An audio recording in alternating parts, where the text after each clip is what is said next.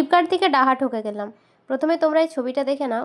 আমি একটা সানগ্লাস কিনেছিলাম ফ্লিপকার্ট থেকে, যেটার বর্তমান মূল্য হচ্ছে ১৭১৪ টাকা, এবং আমি যখন নিয়েছিলাম তখন ওই ৫০০ কি ৫৫০-র মতো পড়েছিল। স্ক্রিনে দেওয়া আছে দেখো, অনেক আগে পেমেন্ট করেছিলাম, আমি ঠিক বুঝতে পারছি না প্রপার দামটা। ২০২৪-এর ব্যাপার এটা। এতদিন আমি চশমাটা খুঁজে পেতে তোমাদেরকে এই কেসটা বলছি, তোমরা এবার ভিডিওটা দেখো। এই হচ্ছে সেই মহামূল্যবান চশমা, যেটা আমি লাফিয়ে নিয়েছিলাম। গোল্ডেন কালার ফ্রেম ছিল। আমি ভাবলাম একটু দামি যখন, কোয়ালিটিটা ভালোই হবে। কোয়ালিটির অবস্থা দেখো, এতদিন পর পেলাম বলে এই অবস্থা তা নয়, এটা কিন্তু আগেই ছিল, সেই জন্যই আমি এটা পরা বন্ধ করে দিয়েছিলাম। গোল্ডেন কালার ফ্রেমটা দেখো, যেটার জন্য মেনলি আমার মনে হয়েছে দামটা নেওয়া। ফ্রেমটা পুরো সাদা হয়ে গেছে, যেটাকে এক কথায় বলে ভেগনা ফোটা, মানে এটা সবুজ সবুজ করে কোনো কিছু নষ্ট হয়ে যাওয়ার পর যেরকম হয়ে যায় খাবার, ওই রকম টাইপের হয়ে গেছে।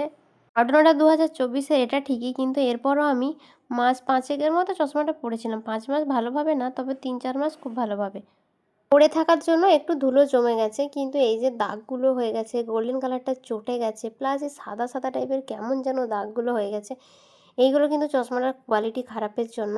যখন এরকমই কোয়ালিটি দিবে তাহলে কী মানে হয় আমি বুঝি না, যে এত দাম দিয়ে এরপরও যারা এই চশমাটা কিনবে তারা ডাহা ঠকে যাবে।